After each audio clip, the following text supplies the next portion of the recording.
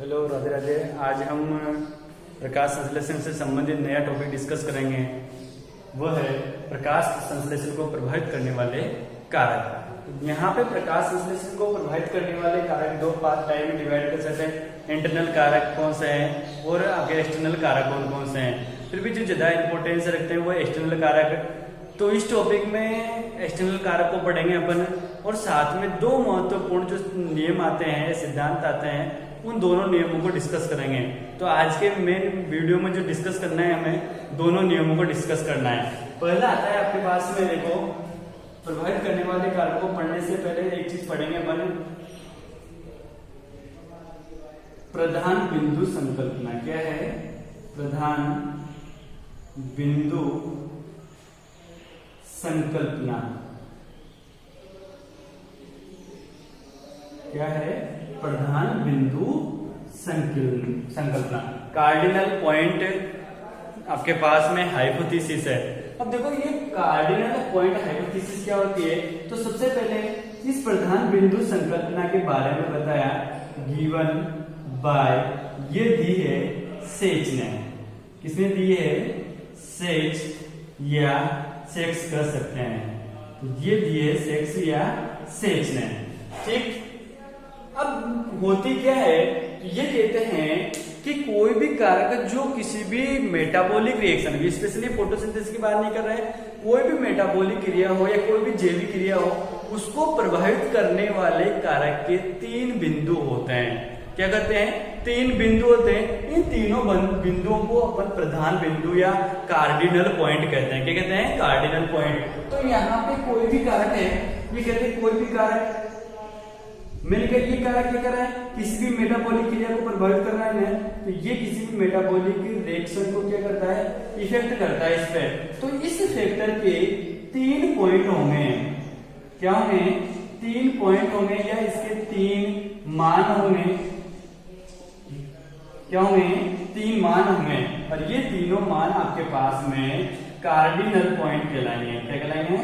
Cardinal point, या आप कहेंगे प्रधान बिंदु कहलाते हैं। क्या कहलाते हैं? प्रधान बिंदु। अब ये तीन पॉइंट कौन कौन से हैं? तो मैं कहूंगा इसके तीन पॉइंट कौन कौन से हैं। देखो ये आप, एक तो होता है न्यूनतम मान, न्यूनतम मान, और ओबीसी दूसरा कौन सा होगा? उच्चतम मान। तो ये उच्चतम मान, न्यूनतम मान, उच्चतम मान, और बीच में होता है श्रेष्ठतम मान। क्या होता है? श्रेष्ठतम मान। तो ये तीन वैल्यू है आपके पास में, न्यूनतम, श्रेष्ठतम, उच्चतम। अब क्वेश्चन ये पूछा जाता है, देखो कंपटीशन में, कि जैसे कोई प्रकाश है, प्रकाश किसी प्रकाश संश्लेषण को प्रभावित कर रहे हैं, तो वो उसके तीन मान कौन कौन से हैं? तो आप कहेंगे न्यूनतम, श्रेष्ठतम, उच्चतम। अब यहाँ पे उस मेटाबॉलिक क्रिया की एक्टिविटी मैक्सिमम कौन से में होती है, ये चीज क्वेश्चन पूछी जाती है, और हमेशा स्टूडेंट गलती करता है और क्या लगाता है? उच्चतम मान। अब देखो, यहाँ मैं आपको क्लियर करता हूँ कि तीनों मान क्या है। अगर मैं कहूँ आपके पास में ये कोई भी फैक्टर है,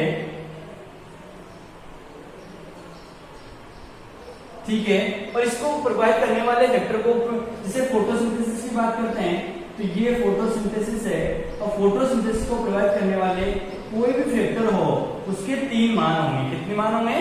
तीन। मैंने कहा स्टार्टिंग बिंदु, ये कहलाता है इसका मिनिमम वैल्यू, ठीक। ये क्या कहलाएगी? Maximum value. क्या कहलाती है? मैक्सिमम। और ये कहलाता है ऑप्टिमम। क्या कहलाता है? ऑप्टिमम वैल्यू या ऑप्टिमम पॉइंट। तो तीन पॉइंट है, न्यूनतम, श्रेष्ठतम, उच्चतम, फर्स्ट, सेकेंड और थर्ड। अब आपसे पूछा जाए कि इस कारक की कौन सी मात्रा पर उस रिएक्शन या कोई भी मेटाबॉलिक क्रिया की एक्टिविटी मैक्सिमम होगी, तो आपका आंसर क्या आएगा? ऑप्टिमम। अब देखो, मैं तीनों को समझाता हूं। मिनिमम या न्यूनतम मान क्या होता है कि यहाँ पे ये कहेंगे कारक की वह मात्रा जिस पर वह क्रिया प्रारंभ हो जाती है, या वह मेटाबॉलिक क्रिया स्टार्टिंग होती है। तो ये आपके पास में स्टार्टिंग पॉइंट होता है। क्या होता है? स्टार्टिंग पॉइंट है। क्या है? स्टार्टिंग पॉइंट होता है। तो जहां पर वो क्रिया या मेटाबॉलिक क्रिया प्रारंभ होती है वो वैल्यू क्या होती है, न्यूनतम मान होता है। अब मैंने कहा जिस पर वो रिएक्शन क्लोज हो जाती है, वो मेटाबॉलिक जो आपके पास में क्रिया है वो आपके पास में जिस बिंदु पर जाकर क्लोज हो जाती है वो उसका उच्चतम बिंदु होगा। उस कारक की वह मात्रा जिस पर कोई भी मेटाबॉलिक क्रिया या जिस पर वो मेटाबॉलिक क्रिया में प्रभावित कर रहा है वो क्लोज हो जाती है, वो क्या कहलाएगा, उसका मैक्सिमम। अब मैंने कहा ऑप्टिमम, जिस पर उसका मान वो रिएक्टिविटी या एक्टिविटी मैक्सिमम होती है। एक्टिविटी क्या होती है, मैक्सिमम होती है, अर्थात वह वैल्यू कारक की जिस पर कोई भी क्रिया या जिस क्रिया को वो प्रभावित कर रहा है वो क्रिया अधिकतम होती है, वो कहलाएगा आपके पास में ऑप्टिमम वैल्यू या उच्चतम मान कहलाता है, श्रेष्ठतम मान कहलाता है। तो ये इस प्रकार प्रधान बिंदु संकल्पना दी किसने, सेच ने। आई थिंक समझ में आया होगी। आपको ध्यान रखना कोई भी कारक के 3 पॉइंट होते हैं और वो होंगे न्यूनतम, श्रेष्ठतम, उच्चतम। न्यूनतम स्टार्टिंग पॉइंट, श्रेष्ठतम में मैक्सिमम एक्टिविटी होती है, उच्चतम में वो अभिक्रिया क्या जाती है या वो मेटाबॉलिक क्रिया क्या जाती है, क्लोज हो जाती है। और इसको अपन इस आरेख से दिखा सकते हैं। ठीक, अब जो सेकंड चलता है अपने पास में वो है सीमाकारी कारकों का सिद्धांत। ये भी पेपर में पूछा जाता है। सेकंड जो दे रखा है आपके सिलेबस में वो है सीमाकारी कारकों का सिद्धांत। कारकों का सिद्धांत, सीमाकारी कारकों का सिद्धांत। अब सीमाकारी कारकों का सिद्धांत किसे कहेंगे, तो मैं कहूंगा कि गिवन बाय, पहले लिख देता हूं मैं, तो गिवन बाय ब्लैकमान, इसने दिया है ब्लैकमान, तो गिवन बाय ब्लैकमान, ब्लैकमान ने क्या दिया है, सीमाकारी। मैंने कहा ये किसका रूपांतरण है, तो रूपांतरण लिबिंग के न्यूनता सिद्धांत का। किसका सिद्धांत है, लिबिंग का एक सिद्धांत आता है, ये लिबिंग का न्यूनता सिद्धांत। तो लिबिंग के न्यूनता सिद्धांत का है आपके पास में, किसका है, लिबिंग के न्यूनता सिद्धांत। देखो ब्लैकमान ने सीमाकारी कारकों का सिद्धांत दिया, जबकि लिबिंग ने न्यूनता सिद्धांत दिया था, उसको रूपांतरित करके इन्होंने क्या कन्वर्ट किया, ब्लैकमान ने सीमाकारी कारकों का नियम दिया। अब देखो यहाँ बात करते हैं सीमाकारी कारकों सिद्धांत में, तो देखो होता क्या है, अगर मैं कहूं कोई भी मेटाबॉलिक रिएक्शन है, ये मेटाबॉलिक रिएक्शन बात डिवाइड कर दी मैंने, या कह सकते हैं जैसे बाय द एग्जाम्पल के रूप में लूं मैं, फोटोसिंथेसिस लिया मैंने, एग्जाम्पल के तौर पे क्या ले लिया है, फोटोसिंथेसिस। तो यहाँ स्पेशली प्रकाश संश्लेषण की बात करो या कोई भी जैविक क्रिया की बात कर सकते हैं। इस जैविक क्रिया को अनेक कारक प्रभावित करते हैं, तो इस पर इफेक्ट करने वाले कौन है, मैनी फैक्टर है।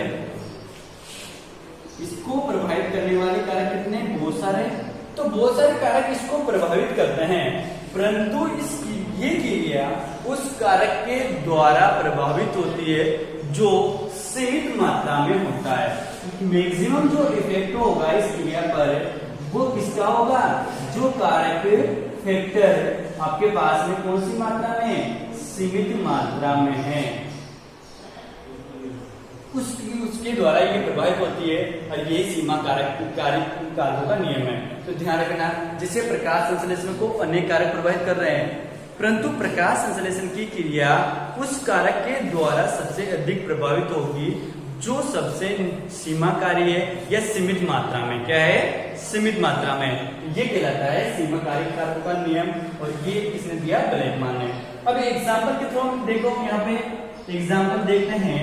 जैसे मैंने कहा फोटोसिंथेसिस का एग्जाम्पल लेते हैं क्योंकि अपने चैप्टर में चल रहा है। फोटोसिंथेसिस के लिए एक इकाई या एक यूनिट सनलाइट दी जाती है, पौधे को क्या दी, एक यूनिट सनलाइट देते हैं।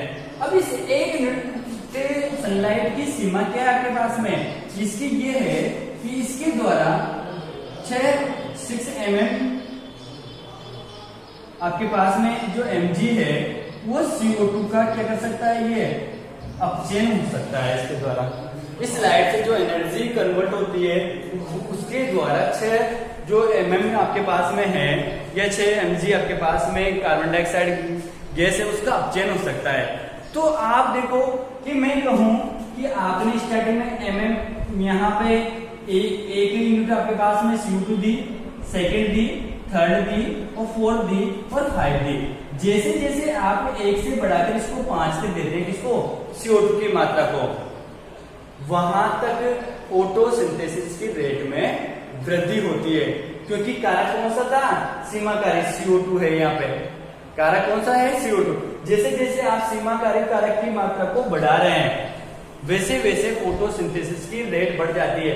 परंतु जैसे आप 6 और उसके बाद में 7 आपके पास में ग्राम CO2 को देते हैं पौधे को, तो फिर फोटोसिंथेसिस की रेट नहीं बढ़ती है, क्योंकि इस स्थिति में अन्य कारक सीमाकारी हो जाता है। सीधी सी ये ध्यान रखना है कि जो कारक सबसे कम मात्रा में वो सीमाकारी है। जब तक उस कारक की मात्रा नहीं बढ़ा देते हैं आप, तब तक उस क्रिया की दर में वृद्धि नहीं होगी। तो जब मैंने सनलाइट और यहाँ पे CO2 गैस को लिया तो शुरुआत में CO2 गैस आपके पास में क्या थी, सीमाकारी थी। अब जैसे जैसे CO2 गैस की मात्रा बढ़ा रहे हैं फोटोसिंथेसिस रेट बढ़ रही है, परंतु एक लिमिट से ज्यादा बढ़ाने के बाद में अब वो जो CO2 गैस है वो सीमाकारी कारक से बाहर हो गया, अन्य कारक क्या हो गया, सीमाकारी। तो अब उस कारक की मात्रा बढ़ाओ तब जाकर उसकी फोटोसिंथेसिस की रेट बढ़ सकती है, अन्यथा नहीं। और ये सिद्धांत है सीमाकारी कारकों का सिद्धांत। दोनों इंपोर्टेंट सिद्धांत है, ध्यान रखना।